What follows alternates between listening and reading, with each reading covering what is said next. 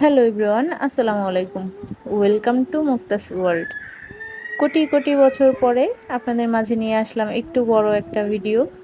তো কেমন আছেন সবাই, কাছে এবং দূরে, যে যেখান থেকে আমার ভিডিওটি দেখছেন? আশা করি সকলে ভালো আছেন।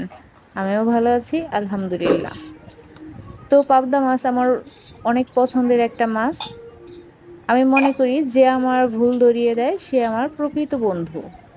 কারণ কেউ যদি তোমার ভালো চায় সে অবশ্যই তোমার ভুল ধরিয়ে দিয়ে নিজেকে তোমাকে সংশোধন করানোর চেষ্টা করবে।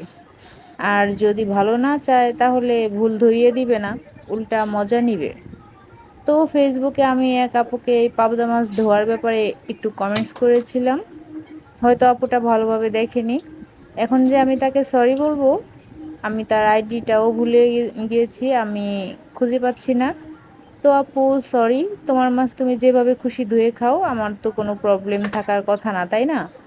তবে আমি যে কোনো মাছ না ঘষে ধুয়ে খেতে পারি না। আবার কাপড়ও ঘষা ছাড়া ধুইলে সেই কাপড় আমি পরতে পারি না। আমার মতো কে কে আছো জানিও।